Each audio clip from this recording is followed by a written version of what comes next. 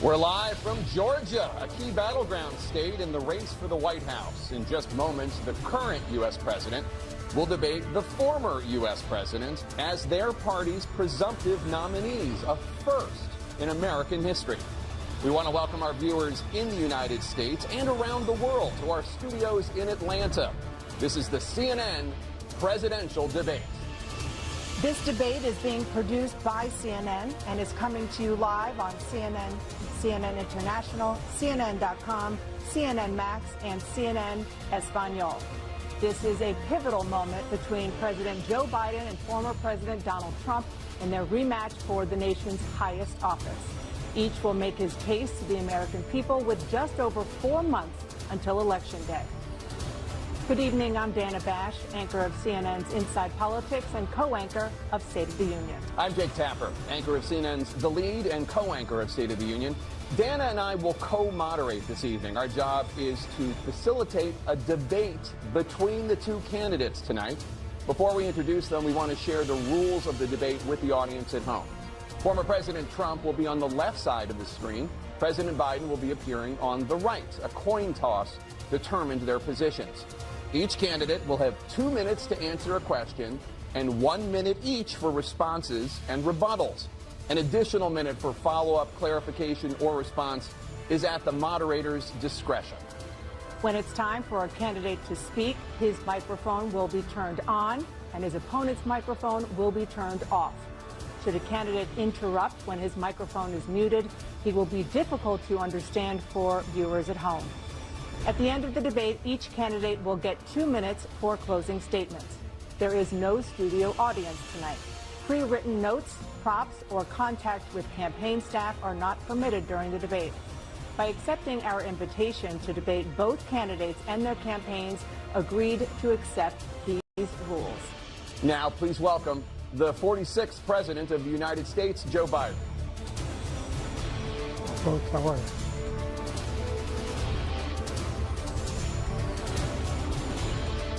Great to be here. Thank you.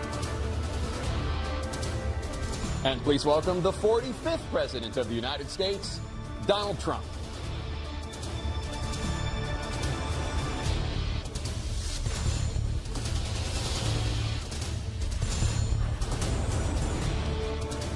Gentlemen, thanks so much for being here. Let's begin the debate, and let's start with the issue that voters consistently say is their top concern, the economy. President Biden, inflation has slowed, but prices remain high. Since you took office, the price of essentials has increased. For example, a basket of groceries that cost $100 then now costs more than $120. And typical home prices have jumped more than 30%. What do you say to voters who feel they are worse off under your presidency than they were under President Trump? We got to take a look at what I was left when I became president, what Mr. Trump left me. We had an economy that was in free fall. The pandemic was so badly handled. Many people were dying. All he said was, it's not that serious. Just inject a little bleach into your arm. You'll be all right. The economy collapsed. There were no jobs. Unemployment rate rose to 15%. It was terrible. And so what we had to do is try to put things back together again. And that's exactly what we began to do. We created 15,000 new jobs. We brought out the position where we have 800,000 new manufacturing jobs. But there's more to be done. There's more to be done. Working class people are still in trouble. I come from Scranton, Pennsylvania. I come of households where the kitchen table, if the things weren't able to be met during the month, it was a problem. The price of eggs, the price of gas, the price of housing, the price of a whole range of things. That's why I'm working so hard to make sure I deal with those problems. And we're going to make sure that we reduce the price of housing. We're going to make sure we build 2 million new units. We're going to make sure we cap rents so corporate greed can't take over. The combination, what I was left with in corporate greed, is the reason why we're in this problem right now. In addition to that, we're in a situation where if you take a look at all that was done in his administration, he didn't do much at all. By the time he left, things were in chaos, literally chaos. And so we put things back together. We created, I said, those jobs. We make sure we had a situation where we brought down the price of prescription drugs, which is a major issue for many people, to $15 for an insulin shot as opposed to $400. No senior has to pay more than $200 for any drug, all the drugs they can include beginning next year. in a situation and we're going to make that available to everybody, to all Americans. So we're working to bring down the price around the kitchen table, and that's what we're going to get done. Thank you. President Trump? We have the greatest economy in the history of our country. We have never done so well. Everybody was amazed by it. Other countries were copying us. We got hit with COVID, and when we did, we spent the money necessary so we wouldn't end up in a Great Depression, the likes of which we had in 1929. By the time we finished, so we did a great job. We got a lot of credit for the economy, a lot of credit for the military, and no wars, and so many other things. Everything was rocking good. But the thing we never got the credit for, and we should have, is getting us out of that COVID mess. He created mandates that was a disaster for our country. But other than that, we had given them back a country where the stock market actually was higher than pre-COVID, and nobody thought that was even possible. The only jobs he created are for illegal immigrants and bounce-back jobs, a bounce back from the COVID. He has not done a good job. He's done a poor job, and inflation's killing our country. It is absolutely killing us. Thank you. President Biden?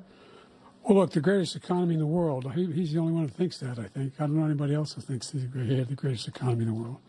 And, you know, the fact of the matter is that we found ourselves in a situation where his economy, he rewarded the wealthy.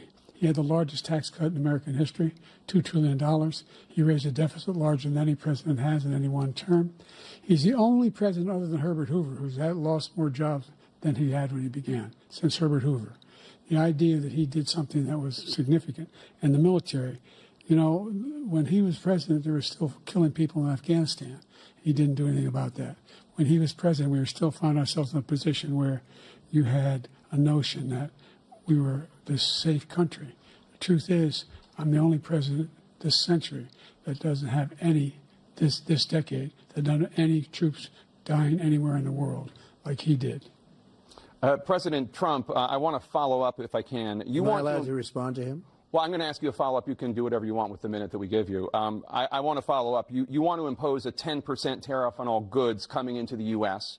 How will you ensure that that doesn't drive prices even higher? It's not going to drive them higher. It's just going to cost countries that have been ripping us off for years, like China and many others, in all fairness to China. It's going to just force them to pay us a lot of money, reduce our deficit tremendously, and give us a lot of power for other things. But he made a statement. The only thing he was right about is I gave you the largest tax cut in history. I also gave you the largest regulation cut in history. That's why we had all the jobs. And the jobs went down, and then they bounced back, and he's taking credit for bounce-back jobs. You can't do that. He also said he inherited 9% inflation. No, he inherited almost no inflation, and it stayed that way for 14 months. And then it blew up under his leadership because they spent money like a bunch of people that didn't know what they were doing. And they don't know what they were doing. It was the worst, probably the worst administration in history. There's never been. And as far as Afghanistan is concerned, I was getting out of Afghanistan, but we were getting out with dignity, with strength, with power. He got out. It was the most embarrassing day in the history of our country's life. President Trump, over the last 8 years, under both of your administrations, the national debt soared to record highs. And according to a new nonpartisan analysis, President Trump, your administration approved $8.4 trillion in new debt, while so far, President Biden, you've approved $4.3 trillion in new debt. So, former President Trump, many of the tax cuts that you signed into law are set to expire next year. You want to extend them and go even further, you say. With the U.S. facing trillion-dollar deficits and record debt, why should top earners and corporations pay even less in taxes than they do now? Because the tax cuts spurred the greatest economy that we've ever seen just prior to COVID. And even after COVID, it was so strong that we were able to get through COVID much better than just about any other country. But we spurred, that tax spurred. Now, when we cut the taxes, as an example, the corporate tax was cut down to 21% from 39%, plus beyond that. We took in more revenue with much less tax, and companies were bringing back trillions of dollars back into our country. The country was going like never before, and we were ready to start paying down debt. We were ready to start using the liquid gold right under our feet, the oil and gas right under our feet. We were going to have something that nobody else has had. We got hit with COVID. We did a lot to fix it. I gave him an unbelievable situation with all of the therapeutics and all of the things that we came up with. We gave him something great. Remember, more people died under his administration, even though we had largely fixed it. More people died under his administration than our administration, and we were right in the middle of it, something which a lot of people don't like to talk about. But he had far more people dying in his administration. He did the mandate, which is a disaster, mandating it. The vaccine went out. He did a mandate on the vaccine, which is the thing that people most objected to about the vaccine. And he did a very poor job, just a very poor job. And I will tell you, not only poor there, but throughout the entire world, we're no longer respected as a country. They don't respect our leadership. They don't respect the United States anymore. We're like a third world nation between weaponization of his election, trying to go after his political opponent, all of the things he's done. We've become like a third world nation, and it's a shame. The damage he's done to our country. And I'd love to ask him, and will, why he allowed millions of people to come in here from prisons, jails, and mental institutions to come into our country and destroy our country. President Trump, we will get to immigration later in this block. President Biden, I want to give you an opportunity to respond to this question about the national debt. He had the largest national debt of any president in a four-year period, number one. Number two, that $2 trillion tax cut benefited the very wealthy. What I'm going to do is fix the tax system. For example, we have 1,000 trillionaires in America, billionaires in America. And what's happening? They're in a situation where they, in fact, pay 8.2% in taxes. If they just paid 24%, 25%, either one of those numbers, they'd raise $500 billion, I should say, in a 10-year period. We'd be able to wipe out his debt. We'd be able to help make sure that all those things we need to do, child care, elder care, making sure that we continue to strengthen our health care system, making sure that we're able to make every single solitary person eligible for what I've been able to do with the with the COVID, with dealing with everything we have to do with, look, if we finally beat Medicare. Thank you, President Biden. President Trump? Well, he's right. He did beat Medicare. He beat it to death, and he's destroying Medicare because all of these people are coming in. They're putting them on Medicare. They're putting them on Social Security. They're going to destroy Social Security. This man is going to single-handedly destroy Social Security. These millions and millions of people coming in, they're trying to put them on Social Security. He will wipe out Social Security. He will wipe out Medicare. So he was right in the way he finished that sentence. And it's a shame. What's happened to our country in the last 4 years is not to be believed. Foreign countries, I'm friends with a lot of people, they cannot believe what happened to the United States of America. We're no longer respected. They don't like us. We give them everything they want, and they think we're stupid. They think we're very stupid people. What we're doing for other countries, and they do nothing for us. What this man has done is absolutely criminal. Thank you, President Trump. Dana? This is the first presidential election since the Supreme Court overturned Roe v. Wade. This morning, the court ruled on yet another abortion case, temporarily allowing emergency abortions to continue in Idaho, despite that state's restrictive ban. Former President Trump, you take credit for the decision to overturn Roe v. Wade, which returned the issue of abortion to the states. Correct. However, the federal government still plays a role in whether or not women have access to abortion pills. They're used in about 2/3 of all abortions. As president, would you block abortion medication? First of all, the Supreme Court just approved the abortion pill, and I agree with their decision to have done that, and I will not block it. And if you look at this whole question that you're asking, complex but not really complex. 51 years ago, you had Roe v. Wade, and everybody wanted to get it back to the states. Everybody, without exception. Democrats, Republicans, liberals, conservatives. Everybody wanted it back. Religious leaders. And what I did is I put 3 great Supreme Court justices on the court, and they happened to vote in favor of killing Roe v. Wade and moving it back to the states. This is something that everybody wanted. Now, 10 years ago or so, they started talking about how many weeks and how many this, getting into other things. But every legal scholar throughout the world, the most respected, wanted it brought back to the states. I did that. Now the states are working it out. If you look at Ohio, it was a decision that was an end result that was a little bit more liberal than you would have thought. Kansas, I would say the same thing. Texas is different. Florida is different. But they're all making their own decisions right now. And right now, the states control it. That's the vote of the people. Like Ronald Reagan, I believe in the exceptions. I am a person that believes. And frankly, I think it's important to believe in the exceptions. Some people, you have to follow your heart. Some people don't believe in that. But I believe in the exceptions for rape, incest, and the life of the mother. I think it's very important. Some people don't. Follow your heart. But you have to get elected also. And because that has to do with other things. You got to get elected. The problem they have is they're radical because they will take the life of a child in the 8th month, the 9th month, and even after birth. After birth, if you look at the former governor of Virginia, he was willing to do this. He said, we'll put the baby aside and we'll determine what we do with the baby, meaning we'll kill the baby. What happened is we brought it back to the states, and the country is now coming together on this issue. It's been a great thing. Thank you. President Biden? It's been a terrible thing, what you've done. The fact is that the vast majority of constitutional scholars supported Roe when it was decided. Supported Roe. And that's this idea that they were all against it is just ridiculous. And this is the guy who says the state should be able to have it. We're in a state where in 6 weeks, you don't even know whether you're pregnant or not, but you cannot see a doctor and have him decide on what your circumstances are, whether you need help. The idea that states are able to do this is a little like saying we're going to turn civil rights back to the states. Let each state have a different rule. Look, there's so many young women who have been, including a young woman who just was murdered, and he went to the funeral. The idea that she was murdered by an immigrant coming in, they talk about that. But here's the deal: there's a lot of young women who are being raped by their in-laws, by their spouses, brothers and sisters, it's just ridiculous, and they can do nothing about it. And they try to arrest them when they cross state lines. Thank you. There have been many young women murdered by the same people he allows to come across our border. We have a border that's the most dangerous place anywhere in the world, considered the most dangerous place anywhere in the world. And he opened it up, and these killers are coming into our country, and they are raping and killing women. And it's a terrible thing. As far as the abortion is concerned, it is now back with the states. The states are voting.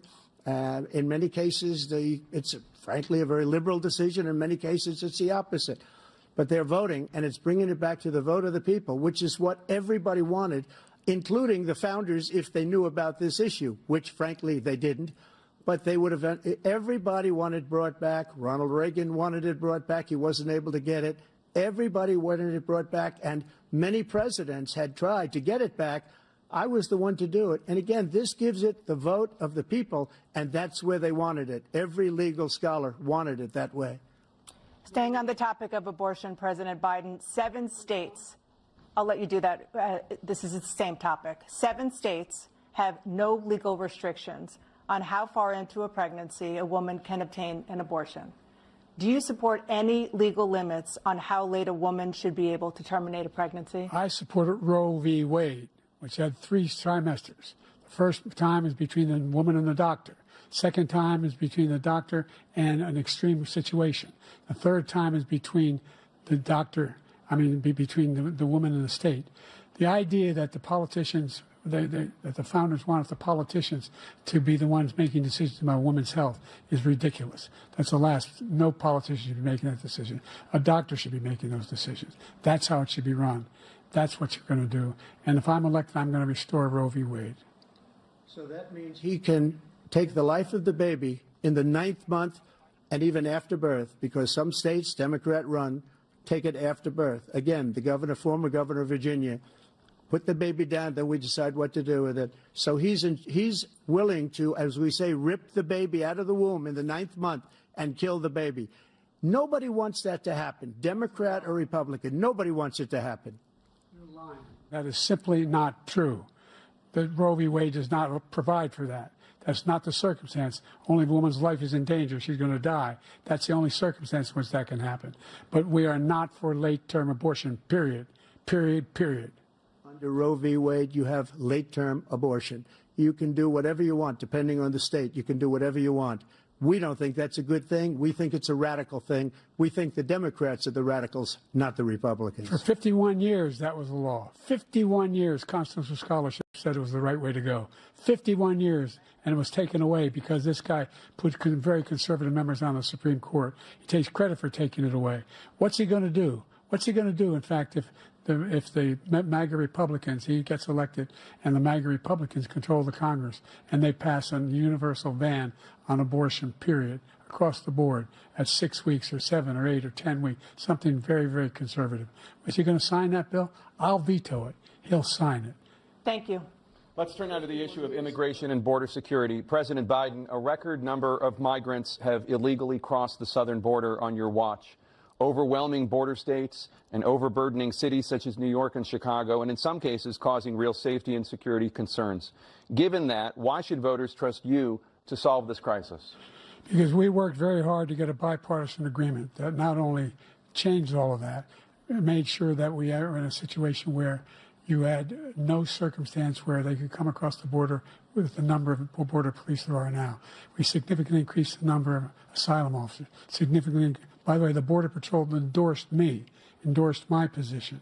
In addition to that, we found ourselves in a situation where when he was president, he was separating babies from their mothers, putting them in cages, making sure the families were separated. That's not the right way to go. What I've done since I've changed the law, what's happened? I've changed it in a way that now you're in a situation where there are 40% fewer people coming across the border illegally. That's better than when he left office. And I'm going to continue to move until we get the total ban on the total initiative relative to what we can do with more Border Patrol and more asylum officers. President Trump?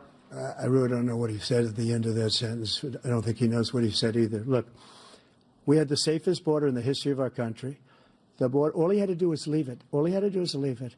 He decided to open up our border, open up our country to people that are from prisons, people that are from mental institutions, insane asylum, terrorists. We have the largest number of terrorists coming into our country right now, all terrorists, all over the world, not just in South America, all over the world. They come from the Middle East, everywhere. All over the world, they're pouring in. And this guy just left it open. And he didn't need legislation because I didn't have legislation. I said, close the border. We had the safest border in history. In that final couple of months of my presidency, we had, according to Border Patrol, who is great, and by the way, who endorsed me for president, but I won't say that, but they endorsed me for president. Brandon, just speak to him. But look, we had the safest border in history. Now we have the worst border in history. There's never been anything like it. And people are dying all over the place, including the people that are coming up in caravans. Thank you, President Trump. President Biden? The only terrorist who's done anything crossing the border is one who came along and killed three, under his administration, killed an al-Qaeda person come in his administration, killed 3 American soldiers. That's the only terrorist that's there. I'm not saying that no terrorist ever got through, but the idea they're emptying their prisons, we're welcoming these people, that's simply not true. There's no data to support what he said. Once again, he's exaggerating, he's lying. President Trump, staying on the topic of immigration, you've said that you're going to carry out, quote, the largest domestic deportation operation in American history, unquote. Does that mean that you will deport every undocumented immigrant in America, including those who have jobs, including those whose spouses are citizens, and including those who have lived here for decades? And if so, how will you do it? Just 1 second. He said we killed 3 people. The people we killed are al-Baghdadi and Soleimani, the 2 greatest terrorists, biggest terrorists anywhere in the world, and it had a huge impact on everything, not just border, on everything. He's the one that killed people with the bad water, including hundreds of thousands of people dying, and also killing our citizens when they come in. We are living right now in a rat's nest. They're killing our people in New York, in California, in every state in the union, because we don't have borders anymore. Every state is now a border. And because of his ridiculous, insane, and very stupid policies, people are coming in and they're killing our citizens at a level that we've never seen. We call it migrant crime. I call it Biden migrant crime. They're killing our citizens at a level that we've never seen before. And you're reading it like these 3 incredible young girls over the last few days. One of them, I just spoke to the mother, and he just had the funeral for this girl, 12 years old. This is horrible what's taken place. What's taken place in our country, we're literally an uncivilized country now. He doesn't want it to be. He just doesn't know. He opened the borders. Nobody's ever seen anything like.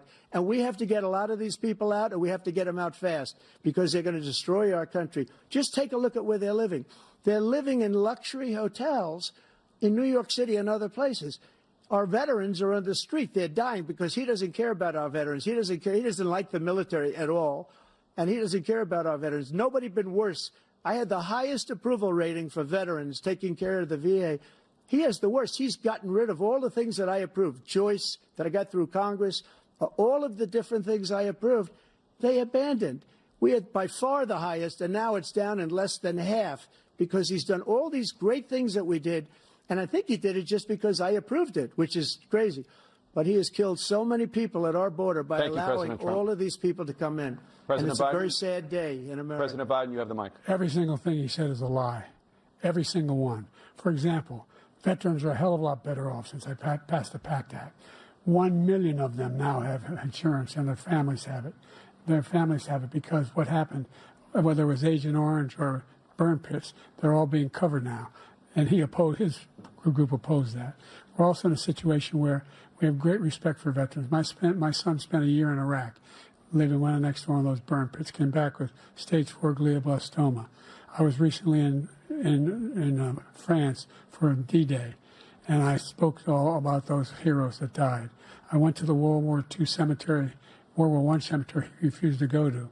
He was standing with his 4-star general, and he told me, he said, I don't want to go in there because they're a bunch of losers and suckers.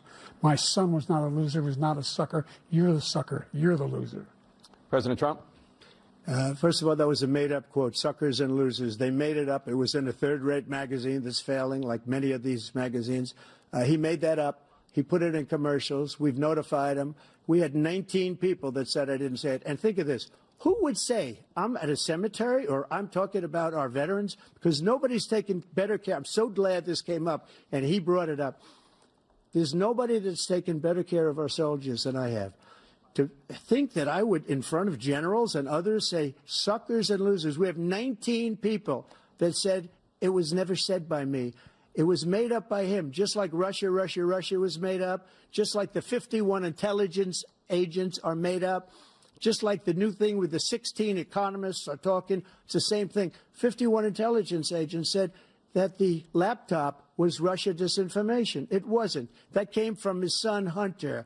It wasn't Russia disinformation. He made up the suckers and losers, so he should apologize to me right now. 4-star general standing to your side who was on your staff who said you said it, period. That's number one. And number two, the idea that I have to apologize to you for anything along the line. We've done more for veterans than any president has in American history. And they now are in their family. The only sacred obligation we have as a country is to care for our veterans when they come home and their families and equip them when they go to war. That's what we're doing. That's what the VA is doing now. They're doing more for veterans than ever before in our history. All right. Thank you so much. Let's move to the topic of foreign policy. I want to begin with Russia's war against Ukraine, which is now in its 3rd year. Former President Trump, Russian President Vladimir Putin says he'll only end this war if Russia keeps the Ukrainian territory it has already claimed and Ukraine abandons its bid to join NATO. Are Putin's terms acceptable to you? First of all, our veterans and our soldiers can't stand this guy. They can't stand him. They think he's the worst commander-in-chief, if that's what you call him, that we've ever had. They can't stand him. So let's get that straight. And they like me more than just about any of them. And that's based on every single bit of information. As far as Russia and Ukraine, if we had a real president, a president that knew, that was respected by Putin, he would have never invaded Ukraine. A lot of people are dead right now, much more than people know. You know, they talk about numbers. You can double those numbers, maybe triple those numbers. He did nothing to stop it. In fact, I think he encouraged Russia from going in. I'll tell you what happened. He was so bad with Afghanistan. It was such a horrible embarrassment, most embarrassing moment in the history of our country, that when Putin watched that and he saw the incompetence, that he should have fired those generals, like I fired the one that you mentioned, and so he's got no love lost. But he should have fired those generals. No general got fired for the most embarrassing moment in the history of our country, Afghanistan, where we left billions of dollars of equipment behind. We lost 13 beautiful soldiers, and 38 soldiers were obliterated. And by the way, we left people behind, too. We left American citizens behind. When Putin saw that, he said, you know what? I think we're going to go in and maybe take this was his dream. I talked to him about it, his dream. The difference is he never would have invaded Ukraine, never. Just like Israel would have never been invaded in a million years by Hamas. You know why? Because Iran was broke with me. I wouldn't let anybody do business with them. They ran out of money. They were broke. They had no money for Hamas. They had no money for anything, no money for terror. That's why you had no terror at all during my administration. This place, the whole world is blowing up under him. President Biden? I've never heard so much malarkey in my whole life. Look, the fact of the matter is that we're in a situation where, let's take the last point first. Iran attacked American troops, caused brain damage for a number of these troops, and he did nothing about it. Recently, not when he was president. They attacked. He said they're just having headaches. That's all it is. He didn't do a thing when the attack took place, number one. Number two, we got over 100,000 Americans and others out of Afghanistan during that airlift. Number three, we found ourselves in a situation where, if you take a look at what Trump did in Ukraine, this guy told Trump, do whatever you want, and do whatever you want. And that's exactly what Trump did to Putin, encourage him, do whatever you want. And he went in. And listen to what he said when he went in. He was going to take Kyiv in 5 days, remember? Because it's part of the old Soviet Union. That's what he wanted to reestablish, Kyiv. And he, in fact, didn't do it at all. He wasn't able to get it done. And they've lost thousands and thousands of troops, 500,000 troops. President Trump, I never come back said to you that. For 1 minute, I just want to go back to my original question, which is, are Putin's terms acceptable to you? Keeping the territory in Ukraine? Acceptable. No, they're not acceptable. But look, this is a war that never should have started. If we had a leader in this war, he led everybody along. He's given $200 billion now or more to Ukraine. He's given $200 billion. That's a lot of money. I don't think there's ever been anything like it. Every time that Zelensky comes to this country, he walks away with $60 billion. He's the greatest salesman ever. And I'm not knocking him. I'm not knocking anything. I'm only saying the money that we're spending on this war, and we shouldn't be spending, it should have never happened. I will have that war settled between Putin and Zelensky as president-elect before I take office on January 20th. I'll have that war settled. People being killed so needlessly, so stupidly, and I will get it settled, and I'll get it settled fast before I take office. President Biden, you have a minute. The fact is that Putin is a war criminal. He's killed thousands and thousands of people. And he has made one thing clear. He wants to reestablish what was part of the Soviet Empire, not just a piece. He wants all of Ukraine. That's what he wants. And then do you think he'll stop there? Do you think he'll stop when if he takes Ukraine? What do you think happens to Poland? What do you think of Belarus? What do you think happens to those NATO countries? And so if you want a war, you ought to find out what he's going to do, because if in fact he does what he says and walks away, and by the way, all that money we give Ukraine are from weapons we make here in the United States. We give them the weapons, not the money at this point. And our NATO allies have produced as much funding for Ukraine as we have. That's why we're strong. Thank you. Moving on to the Middle East. In October, Hamas attacked Israel, killing more than 1,000 people and taking hundreds of hostages. Among those held and thought to still be alive are 5 Americans. Israel's response has killed thousands of Palestinians and created a humanitarian crisis in Gaza. President Biden, you've put forward a proposal to resolve this conflict, but so far Hamas has not released the remaining hostages, and Israel is continuing its military offensive in Gaza. So what additional leverage will you use to get Hamas and Israel to end the war? You have 2 minutes. Number one, everyone from the United Nations Security Council straight through to the G7 to the Israelis and Netanyahu himself have endorsed the plan I put forward, which has 3 stages to it. The first stage is trade the hostages for a ceasefire. Second phase is a ceasefire with additional conditions. The third phase is the end of the war. The only one who wants the war to continue is Hamas. Number one, they're the only ones standing out. We're still pushing hard to get them to accept. In the meantime, what's happened in Israel, we're finding that the only thing I've denied Israel was 2,000-pound bombs. They don't work very well in populated areas. They kill a lot of innocent people. We're providing Israel with all the weapons they need and when they need them. And by the way, I'm the guy that organized the world against Iran when they had a full-blown intercontinental ballistic missile attack on Israel. No one was hurt. No one Israeli was accidentally killed, and it just stopped. We saved Israel. We are the biggest producer of support for Israel of anyone in the world. And so they're two different things. Hamas cannot be allowed to be continued. We continue to send our experts and our intelligence people as to how they can get Hamas like we did bin Laden. You don't have to do it. And by the way, they've been greatly weakened, Hamas, greatly weakened, and they should be. They should be eliminated. But you've got to be careful for using certain weapons among population centers. Just going back to Ukraine for 1 second. We have an ocean separating us. The European nations together have spent $100 billion, or maybe more than that, less than us. Why doesn't he call them and say, you got to put up your money like I did with NATO? I got them to put up hundreds of billions of dollars. The Secretary General of NATO said Trump did the most incredible job I've ever seen. They wouldn't have any. They were going out of business. We were spending almost 100% of the money was paid by us. He didn't do that. He's getting all. You got to ask these people to put up the money. We're over $100 billion more spent, and it has a bigger impact on them because of location, because we have an ocean in between.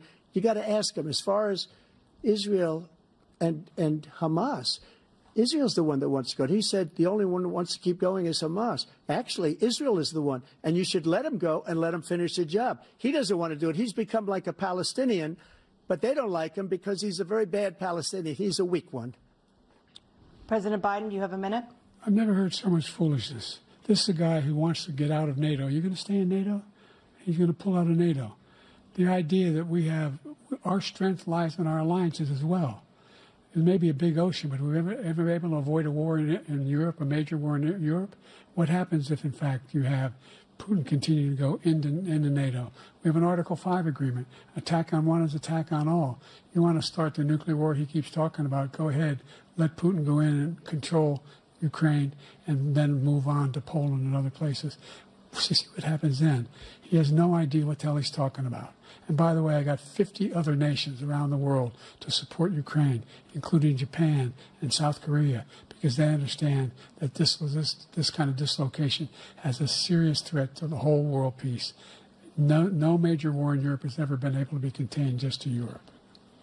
President Trump, just to follow up, would you support the creation of an independent Palestinian state in order to achieve peace in the region? I'd have to see, but before we do that, the problem we have is that we spend all the money.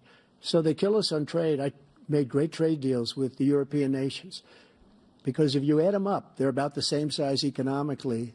Their economy is about the same size as the United States. And they were no cars, they don't want anything that we have, but we're supposed to take their cars, their food, their everything, their agriculture. I changed that. But the big thing I changed is they don't want to pay. And the only reason that he can play games with NATO is because I got them to put up hundreds of billions of dollars. I said, and he's right about this, I said, no, I'm not going to support NATO if you don't pay.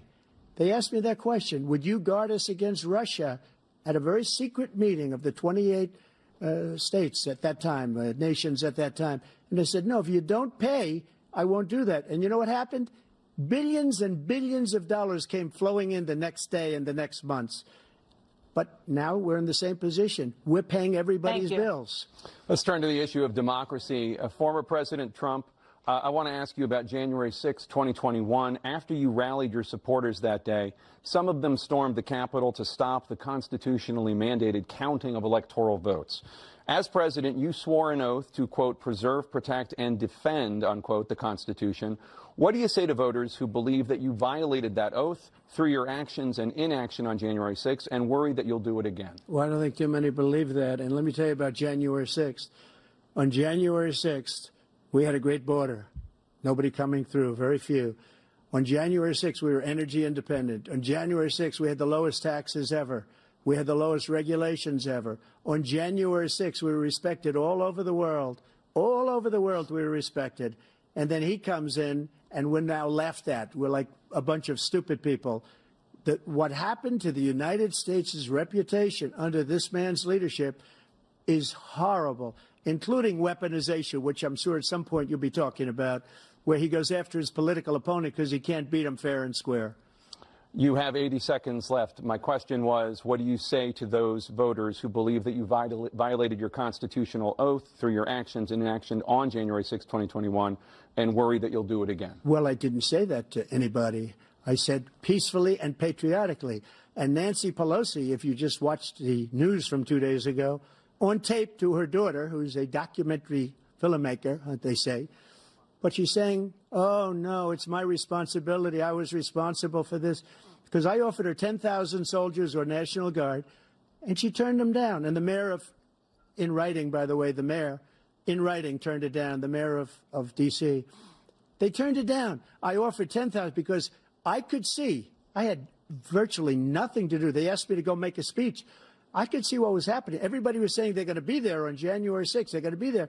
And I said, you know what? There's a lot of people coming. You could feel it. You could feel it, too, and you could feel it. And I said, they ought to have some National Guard or whatever. And I offered it to her. And she now admits that she turned it down. And it was the same day she was, I don't know, she can't be very happy with her daughter because it made her into a liar. She said, I take full responsibility for January 6th. President Biden?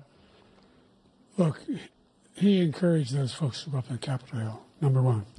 I sat in the dining room off the Oval Office. He sat there for 3 hours watching, begging, being begged by his vice president and a number of his colleagues on the Republican side as well to do something, to call for a stop, to end it. Instead, they talked about these people being patriots and great patrons of America. In fact, he says he'll now forgive them for what they've done. They've been convicted. He says he wants to commute their sentences and say that no. But he went to every single court in the nation. I don't know how many cases, scores of cases, including the Supreme Court, and they said, no, this guy is responsible for doing what was done. He did do a damn thing, and these people should be in jail, and they should be the ones who are being held accountable. And he wants to let them all out. And now he says if he loses again, such a whiner that he is, that it could be a bloodbath. Thank you, President Biden. President Trump? What they've done to some people that are so innocent, you ought to be ashamed of yourself. What you have done, how you've destroyed the lives of so many people. When they ripped down Portland, when they ripped down many other cities, you go to Minnesota, Minneapolis, what they've done there with the fires all over the city. If I didn't bring in the National Guard, that city would have been destroyed. When you look at all of they took over big chunks of Seattle. I was all set to bring in the National Guard. They heard that. They saw them coming, and they left immediately. What he said about this whole subject is so off. Peacefully patriotic. One other thing. The Unselect Committee, which is basically two horrible Republicans that are all gone now, out of office, and Democrats, all Democrats, they destroyed and deleted all of the information they found because they found out we were right. We were right. And they deleted and destroyed all of the information. They should go to jail for that. If a Republican did that, they'd go to jail. Thank you, President Trump. President Biden, I want to give you a minute. The only person on this stage is a convicted felon is the man I'm looking at right now. And the fact of the matter is, what he's telling you is simply not true. The fact is that there was no effort on his part to stop what was going on up in Capitol Hill. And all those people, every one of those who were convicted, turned over desks, turned them over statues. The idea that those people are patriots? Come on. When I asked him the first two debates we had, the debates we had first time around, I said, will you denounce the Proud Boys? He said, no, I'll tell them to stand by. The idea he's refusing, will you denounce these guys? We denounce the people we're talking about now? We denounce the people who attacked that Capitol? What are you going to do? I'm going to give you a minute, President Trump, for a follow-up question I have. After a jury convicted you of 34 felonies last month, you said if reelected, you would, quote, have every right to go after, unquote, your political opponents. You just talked about members of the Select Committee on January 6th going to jail. Your main political opponent is standing on stage with you tonight. Can you clarify exactly what it means about you feeling you have every right to go after your political opponents? Well, I said my retribution is going to be success. We're going to make this country successful again, because right now it's a failing nation. My retribution is going to be success. But when he talks about a convicted felon, his son is a convicted felon at a very high level. His son is convicted, going to be convicted probably numerous other times. Should have been convicted before, but his Justice Department let the statute of limitations lapse on the most important things. But he could be a convicted felon as soon as he gets out of office. Joe could be a convicted felon with all of the things that he's done. He's done horrible things. All of the death caused at the border, telling the Ukrainian people that we're going to want $1 billion or you change the prosecutor. Otherwise, you're not getting $1 billion. If I ever said that, that's quid pro quo. That we're not going to do anything. We're not going to give you $1 billion unless you change your prosecutor having to do with the son. This man is a criminal. This man, you're lucky. You're lucky. I did nothing wrong. We'd have a system that was rigged and disgusting. I did nothing wrong. Thank you, President Trump. President Biden, you have said, I'm coming right to you, sir. You want to respond? Go ahead. I'll give you a minute to respond. The idea that I did anything wrong relative to what you're talking about is outrageous. It's simply a lie, number one. Number two, the idea that you have a right to seek retribution against any American just because you're president is wrong. It's simply wrong. No president's ever spoken like that before. No president in our history has spoken like that before. Number three, the crimes that you are still charged with, and think of all the civil penalties you have. How many billions of dollars do you owe in civil penalties for molesting a woman in public, for doing a whole range of things, of having sex with a porn star on the night while your wife was pregnant? I mean, what are you talking about? You have the morals of an alley cat. Give you a minute, sir. I didn't have sex with a porn star, number one. Number two, that was a case that was started and moved. They moved a high-ranking official, a DOJ, into the Manhattan DA's office to start that case. That case is going to be appealed and won. We had a very terrible judge, a horrible judge, Democrat. The prosecutor were all high-ranking Democrats, appointed people, and both the civil and the criminal. He basically went after his political opponent because he thought it was going to damage me. But when the public found out about these cases, because they understand it better than he does, he has no idea what these cases are. But when they found out about these cases, you know what they did? My poll numbers went up, way up. You know that because you're reporting it. And we took in more money in the last 2 weeks than we've ever taken in the history of any campaign. I don't think any campaign has ever taken. Hundreds of millions of dollars came pouring in because the public knows it's a scam, and it's a guy that's after his political opponent because he can't win fair and square. Thank you, President Trump. President Biden, you have said, quote, Donald Trump and his MAGA Republicans are determined to destroy American democracy.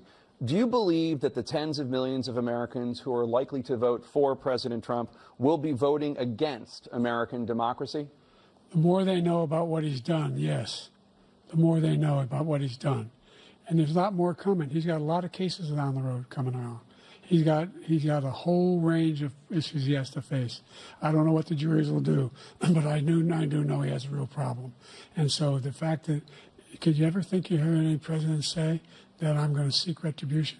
Do you ever hear any president say that I thought Hitler had some good ideas? What got me involved to run in the first place after my son had died, I decided in Iraq, because of Iraq, I said I wasn't going to run again until I saw what happened in Charlottesville, Virginia. People coming out of the woods carrying swastikas on torches, and singing the same anti-Semitic bile they sang when back in Germany. And the young woman got killed. I spoke to the mother. And they asked him, they said, what do you think of those people? The ones who got killed, the one who tried to stop it, and the ones, he said, I think they're fine people on both sides. What American president would ever say, Nazis coming out of fields, carrying torches, singing the same anti-Semitic bile, carrying swastikas, were fine people? And this is the guy who says Hitler's done some good things. I'd like to know what they are. The good things Hitler's done, that's what he said. This guy has no sense of American democracy. President Trump. Jake, both of you know that story has been totally wiped out because when you see the sentence, it said 100% exoneration on that story. He just keeps it going. He says he ran because of Charlottesville. He didn't run because of Charlottesville. He ran because it was his last chance. He's not equipped to be president. You know it, and I know it. It's ridiculous. We have a debate. We're trying to justify his presidency. His presidency, he's without question the worst president, the worst presidency in the history of our country. We shouldn't be having a debate about it. There's nothing to debate. He made up the Charlottesville story, and you'll see it's debunked all over the place. Every anchor every reasonable anchor has debunked it. And just the other day it came out where it was fully debunked. It's a nonsense story. He knows that, and he didn't run because of Charlottesville. He used that as an excuse to run. President Biden? And debunked. It happened. All you have to do is listen to what was said at the time. And the idea that somehow that's the only reason I ran. I ran because I was worried a guy like this guy could get elected. If he thought they were good people coming out of that forest, carrying those woods, carrying those torches, then he didn't deserve to be president. Didn't deserve to be president at all. And the idea that he's talking about all this being fabricated, we saw with our own eyes. We saw what happened on January 6th. We saw the people breaking through the windows. We saw people occupying his own vice president. Look, there's a reason why 40 of his 44 top cabinet officers refused to endorse him this time. His vice president hasn't endorsed him this time. So why? Why? They know him well. They serve with him. Why are they not endorsing him? Thank you, President Biden. We're going to be right back with more from the CNN presidential debate.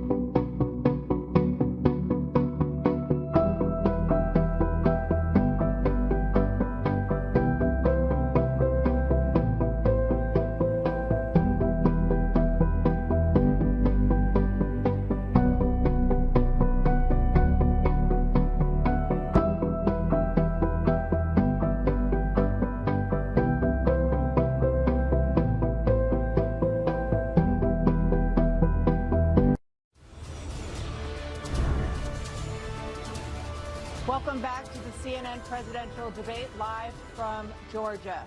Let's talk about persistent challenges you both faced in your first terms and you'd certainly face again in a second term. President Biden, while black unemployment dropped to a record low under your presidency, black families still earn far less than white families. Black mothers are still 3 times more likely to die from pregnancy-related causes, and black Americans are imprisoned at 5 times the rate of white Americans. What do you say to black voters who are disappointed that you haven't made more progress? They acknowledge they made a lot of progress, number one. The fact of the matter is there's more small black businesses that have been started than any time in history. Number two, the wages of black unemployment is the lowest level it's been in a long, long time. Number three, we're trying to provide housing for black Americans and dealing with the segregation that exists among these corporations that collude to keep people out of their houses. And in addition to that, we find that the impact on the choice that black families have to make relative to child care is incredibly difficult. When we did the first major piece of legislation in the past, I was able to reduce black child care costs. I cut them in half. We got to make sure we provide for child care costs. We got to make sure, because when you provide those child care protections, you increase economic growth because more people can be in the job market. So there's more to be done, considerably more to be done. But we've done a great deal so far, and I'm not letting up, and they know it. You have 49 seconds left. What do you say to black voters who are disappointed with the progress so far? I say I don't blame them for being disappointed. Inflation is still hurting them badly. For example, I provided for the idea that any black family, first-time home buyer, should get a $10,000 tax credit to be able to buy their first home so they can get started. I made sure that we're in a situation where all those black families and those black individuals who had to take out student loans that were ballooning, that if they were engaged in nursing, doctor, and anything having to do with volunteerism, if they paid their bills for 10 years on their student debt, all the rest was forgiven after 10 years. Millions have benefited from that. And we're going to do a whole lot more for black families. Thank you, President Trump. And he caused the inflation. He's blaming inflation, and he's right, it's been very bad. He caused the inflation, and it's killing black families and Hispanic families and just about everybody. It's killing people. They can't buy groceries anymore. They can't. You look at the cost of food where it's doubled and tripled and quadrupled. They can't live. They're not living anymore. He caused this inflation. I gave him a country with essentially no inflation. It was perfect. It was so good. All he had to do is leave it alone. He destroyed it with his Green New Scam and all this money that's being thrown out the window. He caused inflation. As sure as you're sitting there, the fact is that his big kill on the black people is the millions of people that he's allowed to come in through the border. They're taking black jobs now, and it could be 18, it could be 19, and even 20 million people. They're taking black jobs, and they're taking Hispanic jobs, and you haven't seen it yet, but you're going to see something that's going to be the worst in our history. Thank you. President Biden? There was no inflation when I became president. You know why? The economy was flat on its back. 15% unemployment. He decimated the economy, absolutely decimated the economy. That's why there was no inflation at the time. There were no jobs. We provided thousands of millions of jobs for individuals who are in all communities, including minority communities. We made sure that they have health insurance. We have covered, the ACA has increased. I made sure that they're $8,000 per person in a family to get written off for health care. But this guy wants to eliminate that. They tried 50 times. He wants to get rid of the ACA again, and they're going to try again if they win. You find ourselves in a position where the idea that we're not doing any, we put more police on the street than any administration has. He wants to cut the cops. We're providing for equity and making sure people have a shot to make it. There's a lot going on, but in inflation, he caused it by his tremendous malfeasance in the way he handled the pandemic. Thank you. Another persistent challenge is the climate crisis.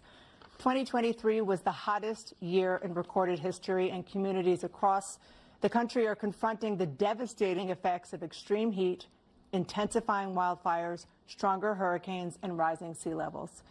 Former President Trump, you've vowed to end your opponent's climate initiatives, but will you take any action as president to slow the climate crisis? Well, let me just go back to what he said about the police, how close the police are to him. Almost every police group in the nation from every state is supporting Donald J. Trump. Almost every police group. And what he's done to the black population is horrible, including the fact that for 10 years he called them super predators. We can't, in the 1990s, we can't forget that. Super predators was his name, and he called it to them for 10, and they've taken great offense at it, and now they see it happening. But when they see what I did for criminal justice reform and for the historically black colleges and universities, where I funded them and got them all funded, and the opportunity zones with Tim, as you know, Tim Scott was incredible. He did a great job, great senator from South Carolina. He came to me with the idea, and it was a great idea. It's one of the most successful economic development acts ever in the country, opportunity zones. And the biggest beneficiary are blacks. And that's why we have the best numbers with them in maybe ever. They're saying ever. I read this morning where ever, the best numbers. He's lost much of the black population because he's done a horrible job for black people. He's also done a horrible job for Hispanics. But wait till you see these millions of people pouring into our country, and they're going to take the jobs, and it's already started, and you haven't seen anything yet. It's a disaster. You've 38 seconds left. President Trump, will you take any action as president to slow the climate crisis? So I want absolutely immaculate clean water, and I want absolutely clean air, and we had it. We had H2O. We had the best numbers ever, and we were using all forms of energy, all forms, everything. And yet, during my 4 years, I had the best environmental numbers ever. And my top environmental people gave me that statistic just before I walked on the stage, actually. I don't know where the hell he's been. The idea that anything he said is true. I've passed the most extensive climate change legislation in history. We find ourselves, and by the way, black colleges.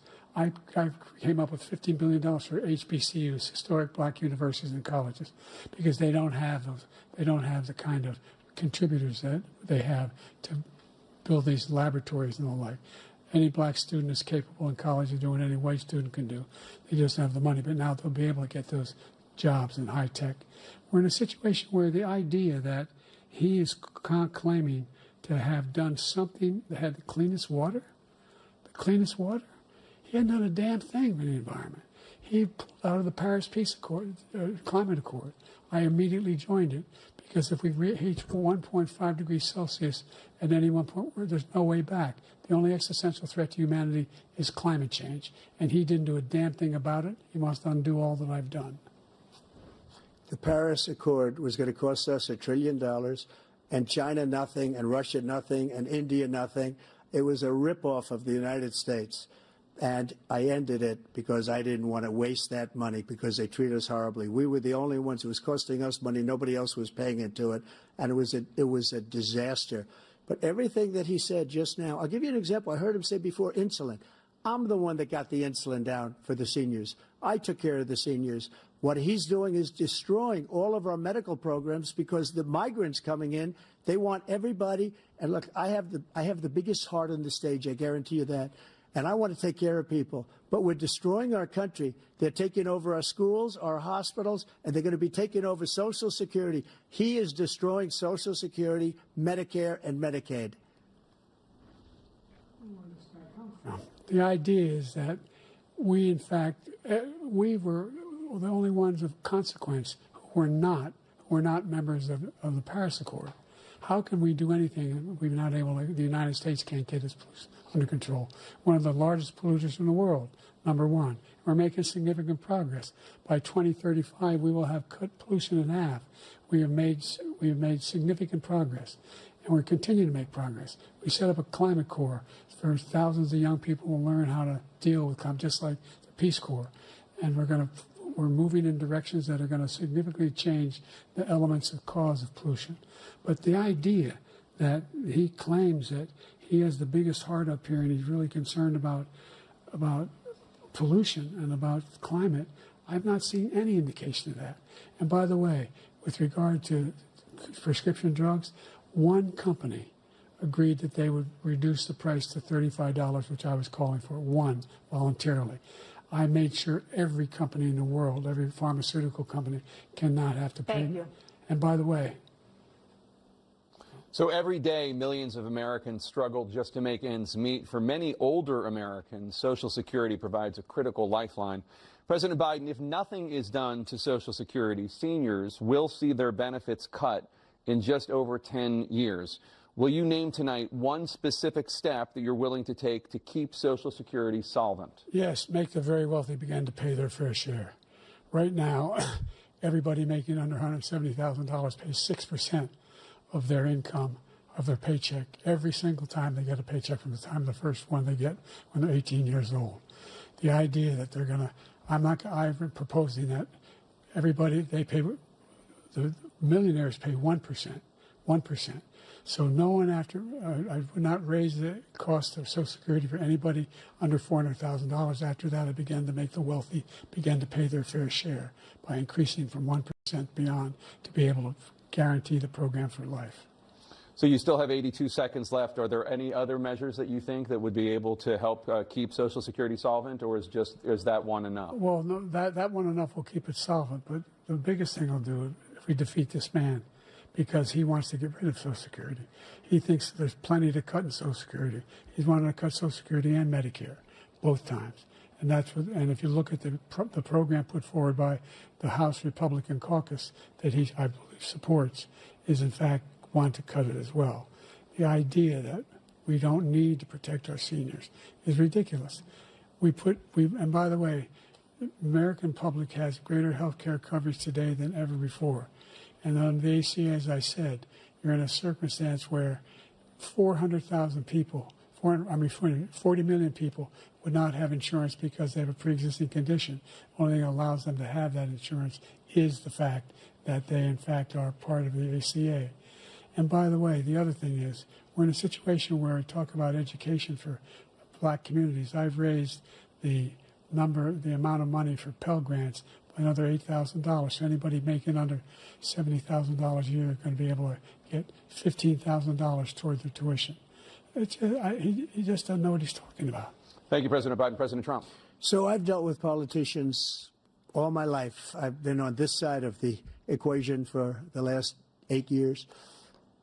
I've never seen anybody lie like this guy. He lies. I've never seen it. He can look you in the face. About so many other things, too.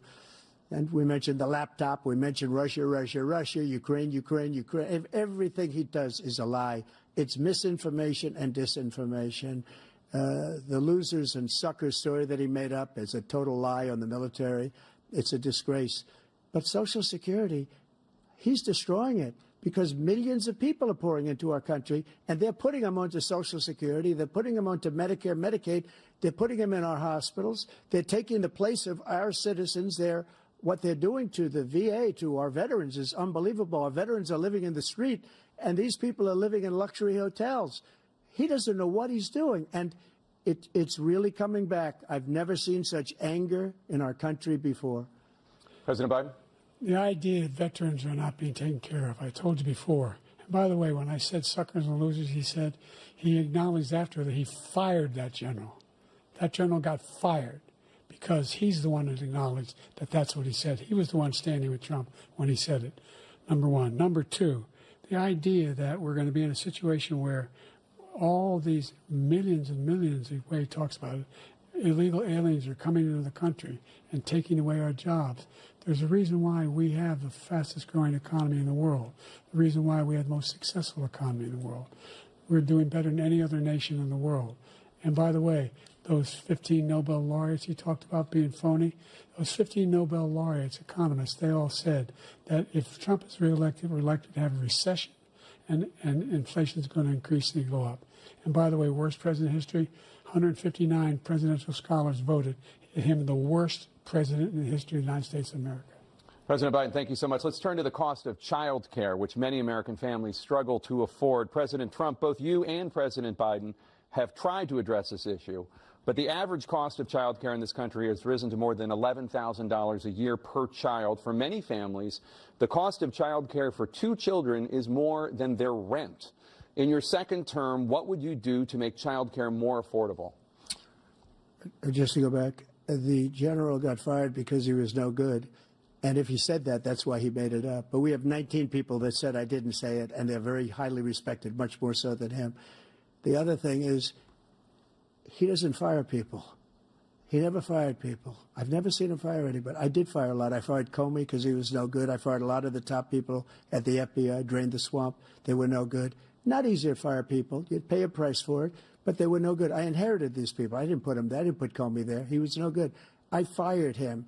This guy hasn't fired anybody. He never fires. He should have fired every military man that was involved with that the Afghanistan horror show, the most embarrassing moment in the history of our country. He didn't fire. Did you fire anybody? Did you fire anybody that's on the border, that's allowed us to have the worst border in the history of the world? Did anybody get fired for allowing 18 million people, many from prisons, many from mental institutions? Did you fire anybody that allowed our country to be destroyed? Joe, our country is being destroyed as you and I sit up here and waste a lot of time on this debate. This shouldn't be a debate. He is the worst president. He just said about me because I said it. But look, he's the worst president in the history of our country. He's destroyed our country. Now all of a sudden he's trying to get a little tough on the border. He came out with a nothing deal, and it reduced it a little bit, like this much. It's insignificant. He wants open borders. He wants our country to either be destroyed or he wants to pick up those people as voters. And I don't think we just can't let it happen. If he wins this election, our country doesn't have a chance, not even a chance, of coming out of this rut. We probably won't have a country left anymore. That's how bad it is. He is the worst in history by far. Thank you, President Trump. President Biden? We're the most admired country in the world. We're the United States of America. There's nothing beyond our capacity. We have the finest military in the history of the world, the finest in the history of the world. No one thinks we're weak. No one wants to screw around with us. Nobody, number one. Number two, the idea that we're talking about worst presidents. I wasn't joking. Look it up. Go online. 159 or 58, don't hold me the exact number, presidential historians, they've had meetings and they voted who's the worst president in American history. One through best to worst. They said he was the worst in all of American history. That's a fact. That's not conjecture. He can argue they're wrong, but that's what they voted. The idea that he is doing anything to deal with child care, he did virtually nothing to child care. We should significantly increase the child care tax credit. We should significantly increase the availability of women and men or single parents to be able to go back to work.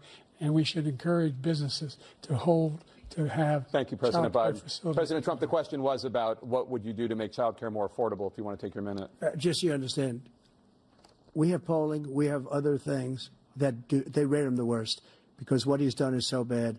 And they rate me, I'll show you, I will show you, and they rate me one of the best, okay? And if I'm given another 4 years, I will be the best. I think I'll be the best. Nobody's ever created an economy like us. Nobody ever cut taxes like us.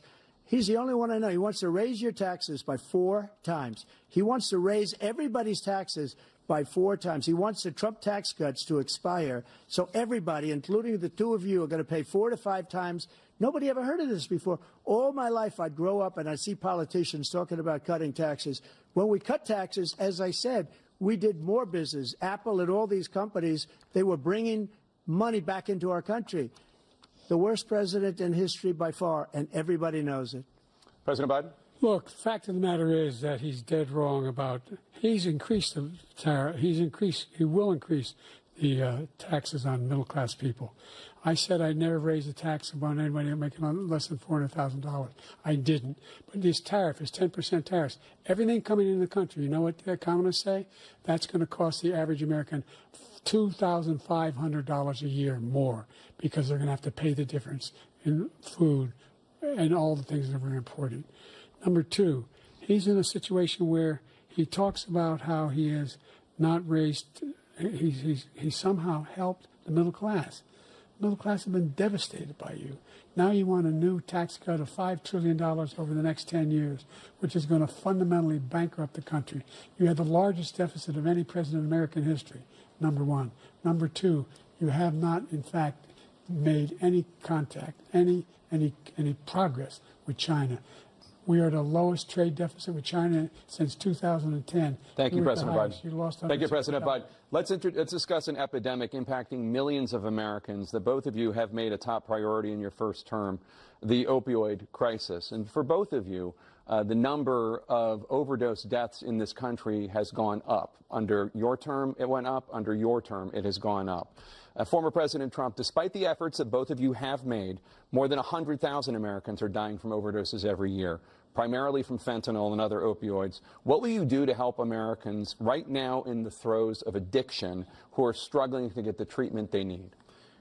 To finish up, we now have the largest deficit in the history of our country under this guy. We have the largest deficit with China. He gets paid by China. He's a Manchurian candidate. He gets money from China. So I think he's afraid to deal with them or something. But do you notice he never took out my tariffs because we bring in so much money with the tariffs that I imposed on China. He never took them away. He can't because it's too much money. It's tremendous. And we saved our steel industries, and there was more to come, but he hasn't done that. But he hasn't cut the tariffs because he can't, because it's too much money.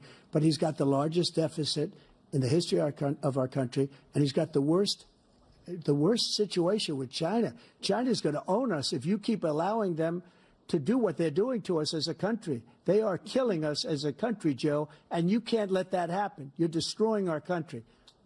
So, President Trump, you have 67 seconds left. The question was, what are you going to do to help Americans in the throes of addiction right now who are struggling to get the treatment they need? Jake, we were doing very well at addiction until the COVID came along. We had the 2.5, almost 3 years of like nobody's ever had before, any country, in every way.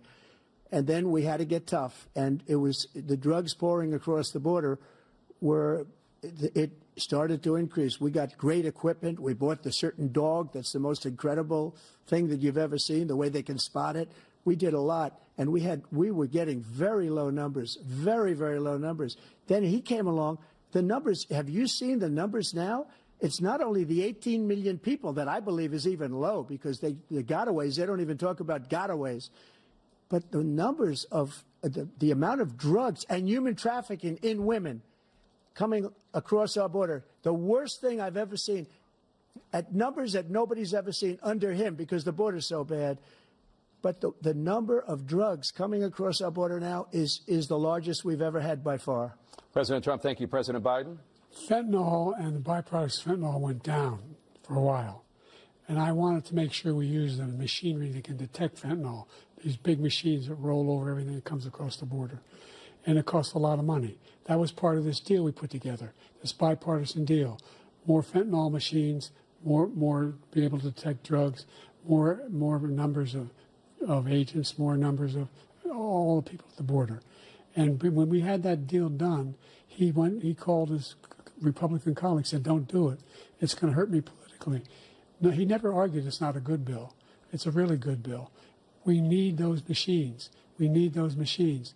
And we're coming down very hard in every country in Asia in terms of precursors for fentanyl.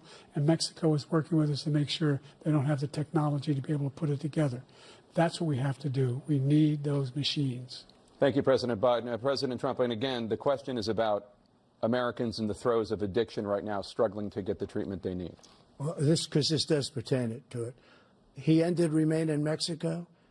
He ended catch and release. I made it catch and release in Mexico, not catch and release here. We had so many things that we had done, hard negotiations with Mexico, and I got it all for nothing. It's just like when you have a hostage. We always pay $6 billion for a hostage. Every time we say it's a hostage. Now we have a hostage, a Wall Street Journal reporter, I think a good guy, and he's over there because Putin is laughing at this guy, probably asking for billions of dollars for the reporter. I will have him out very quickly as soon as I take office. Before I take office, I said by literally as soon as I win the election, I will have that reporter out. He should have had him out a long time ago. But Putin's probably asking for billions and billions of dollars because this guy pays it every time. We had 2 cases. We paid $6 billion for 5 people. I got 58 people out, and I paid essentially nothing. Thank you, President Trump. Dana? Let's turn to concerns that voters have about each of you. President Biden, you would be 86 at the end of your second term. How do you address concerns about your capability to handle the toughest job in the world well into your 80s? Well, first of all, I spent half my career being criticized as being the youngest person in politics. I was the second youngest person ever elected to the United States Senate, and now I'm the oldest. This guy's 3 years younger and a lot less competent. I think that just look at the record. Look at what I've done. Look how I've turned around the horrible situation he left me. As I said, 15 million new jobs, 800,000 manufacturing jobs, more investment in America, over billions of dollars in private investment in enterprises that we are growing. By the way, we brought an awful lot of people. The whole idea of computer chips, we used to have 40% of the market. We invented those chips, and we lost it because he was sending people to find the cheapest jobs overseas and to bring home a product. So I went to South Korea. I convinced Samsung to invest billions of dollars here in the United States. And guess what? Those fabs, they call to build these chips, those fabs pay over $100,000. You don't need a college degree for them. And there's billions, about $40 billion already being invested and being built right now in the United States, creating significant jobs for Americans from all over the world. President Biden, you have 40 seconds left. Would you like to add anything? Yeah, I would. The idea that somehow we are this failing country. I never heard a president talk like this before. We're the envy of the world. Name me a single major country president who wouldn't trade places with the United States of America for all our problems and all our opportunities. We're the most progressive country in the world in getting things done. We're the strongest country in the world. We're a country in the world who keeps our word, and everybody trusts us, all of our allies, and those who he coddles up to, from Kim Jong-un, who he sends love letters to, and Putin, etc. They don't want to screw around with us. Thank you. Former President Trump, to follow up, you would be 82 at the end of your second term. What do you say to voters who have concerns about your capabilities to serve? Well, I took 2 tests, cognitive tests. I aced them, both of them, as you know. We made it public. He took none. I'd like to see him take one, just one, a real easy one. Like go through the first 5 questions. He couldn't do it. But I took 2 cognitive tests. I took physical exams every year. And, you know, we knock on wood wherever we may have wood, that I'm in very good health. I just won 2 club championships, not even senior, 2 regular club championships. To do that, you have to be quite smart, and you have to be able to hit the ball a long way, and I do it. He doesn't do it. He can't hit a ball 50 yards. He challenged me to a golf match. He can't hit a ball 50 yards. I think I'm in very good shape. I feel that I'm as in good a shape as I was 25, 30 years ago. Actually, I'm probably a little bit lighter, but I'm in as good a shape as I was years ago. I feel very good. I feel the same.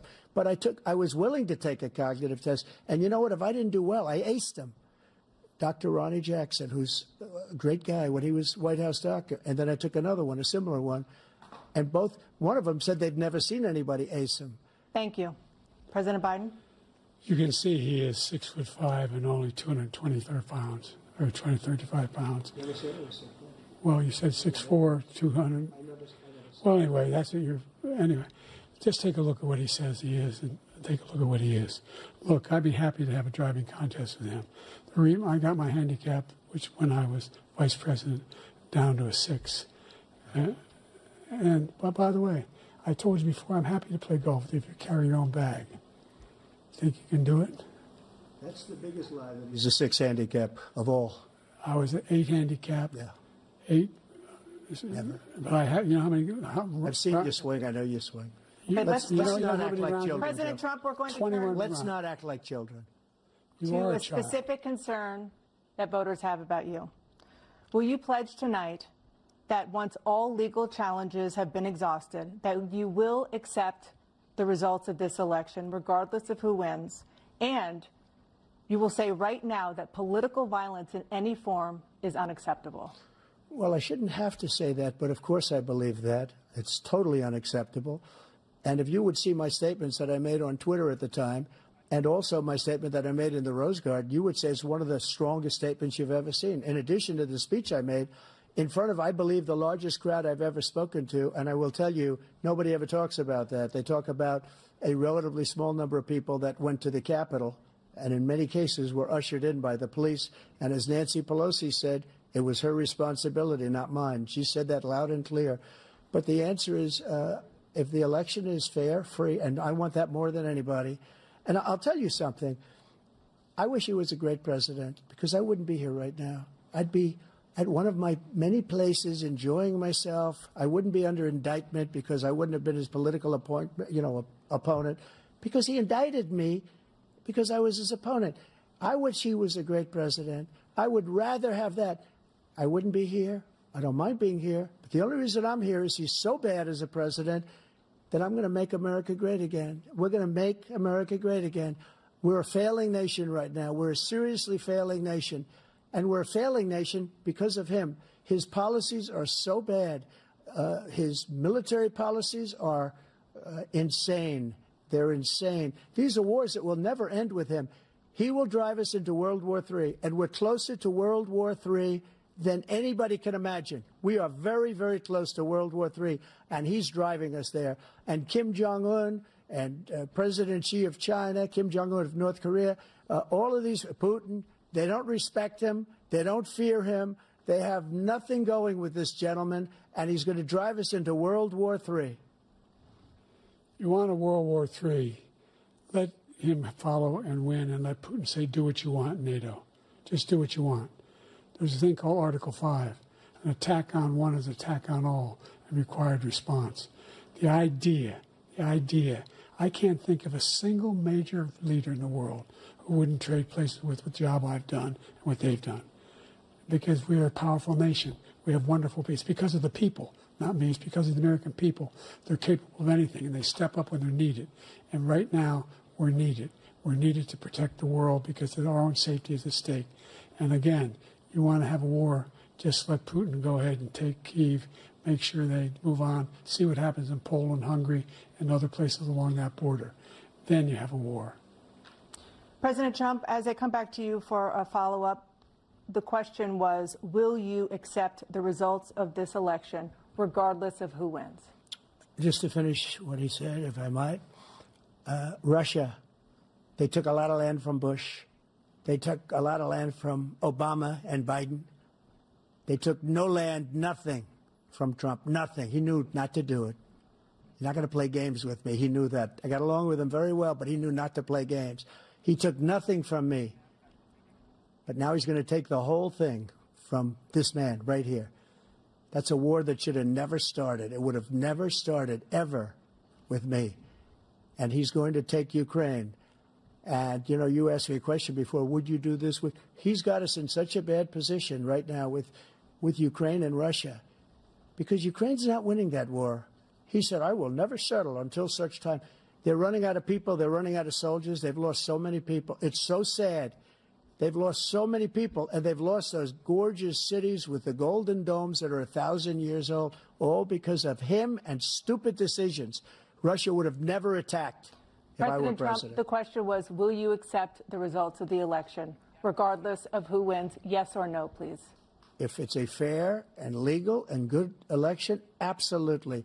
I would have much rather accepted these, but the fraud and everything else was ridiculous. And if you want, we'll have a news conference on it in a week, or we'll have another one of these in a week. But I will absolutely, there's nothing I'd rather do. It would be much easier for me to do that than I'm running again. I wasn't really going to run until I saw the horrible job he did. He's destroying our country. I would be very happy to be someplace else, in a nice location someplace. And again, no indictments, no political opponent stuff, because it's the only way he thinks he can win. But unfortunately, it's driven up my numbers and driven them up to a very high level because the people understand it. Well, let's see what your numbers are when this election is over. Let's see. You're a whiner. When you lost the first time, you continued, you appealed and appealed to courts all across the country. Not one single court in America said any of your claims had any merit, state or local, none. But you continue to provoke this lie about somehow there's all this misrepresentation, all this stealing. There is no evidence of that at all. And I tell you what, I doubt whether you'll accept it because you're such a whiner. The idea if you lose again, you accepting anything, you can't stand the loss. Something snapped in you when you lost the last time. We'll be right back with more from the CNN presidential debate, live from Georgia.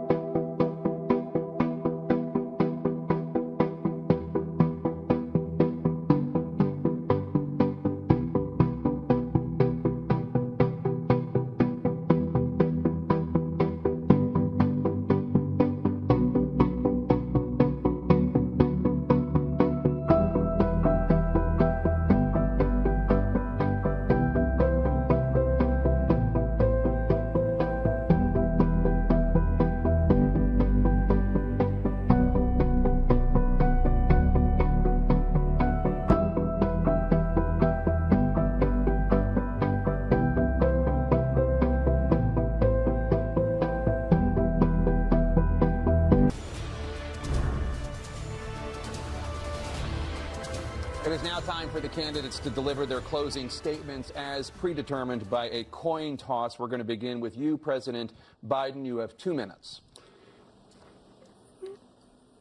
We've made significant progress from the debacle that was left by President Trump in his last term. We find ourselves in a situation where, number one, we have to make sure that we have a fair tax system. I ask anyone out there in the audience or anyone out watching this debate, do you think the tax system is fair?